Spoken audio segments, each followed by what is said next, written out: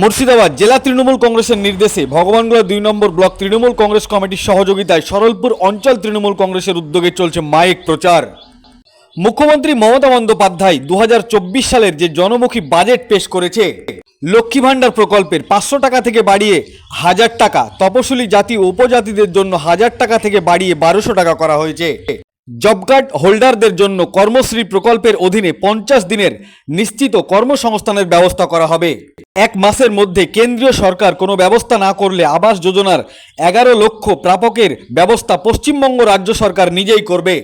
২৮ লক্ষ পরিযায়ী শ্রমিকের স্বাস্থ্যসাথী প্রকল্পের সুবিধা প্রদানে ১৫০ কোটি টাকা বরাদ্দ করা হয়েছে।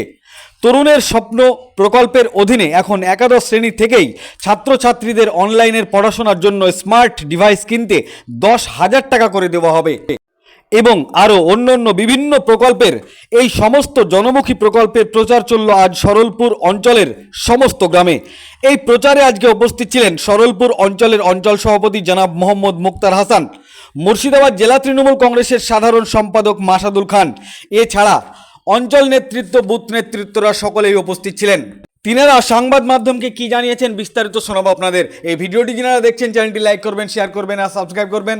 আই লাভ মাই ইন্ডিয়া, মেরা ভারত মহান।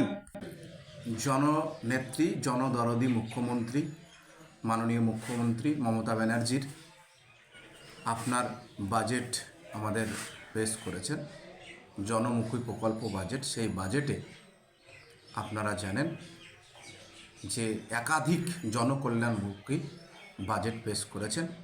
আমাদের জেলার সভাপতি অপূর্ব সরকার মহাশয় এবং চেয়ারম্যান রবির আলম চৌধুরী মহাশয়ের নির্দেশ মোতাবেক আমাদের ব্লক তৃণমূল কংগ্রেসের সভাপতি ভগবানগোলা 2 আব্দুর রৌফ সাহেবের সহযোগিতায় আমরা সরলপুর অঞ্চল তৃণমূল কংগ্রেসের উদ্যোগে গোটা অঞ্চল ব্যাপী আমার অঞ্চলে ২৬টা বুথ, এই ২৬টা বুথেই প্রত্যেকটা মানুষকে এই বাজেটে কি কি জনকল্যাণমুখী প্রকল্প এনেছে।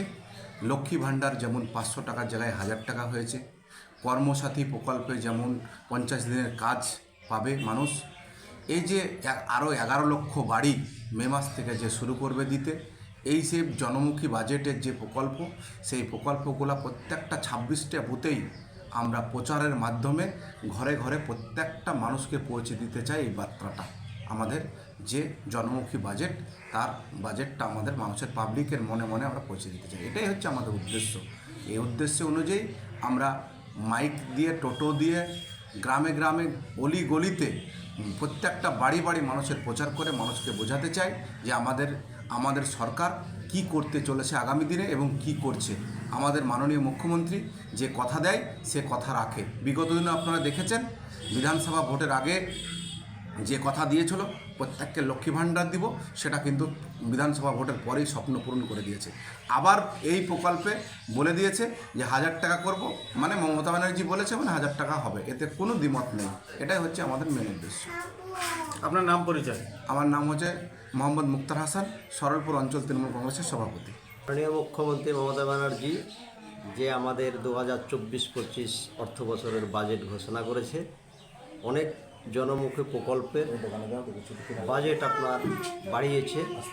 তাতে ১ নম্বর হচ্ছে লক্ষ্মী ভাণ্ডার, আগে ৫০০ টাকা ছিল, সেটা ১০০০ টাকা করে 1 এপ্রিল থেকে মহিলারা পাবেন। এসসি এসটি যাদের ১০০০ টাকা ছিল তাদের ১২০০ টাকা করা হয়েছে।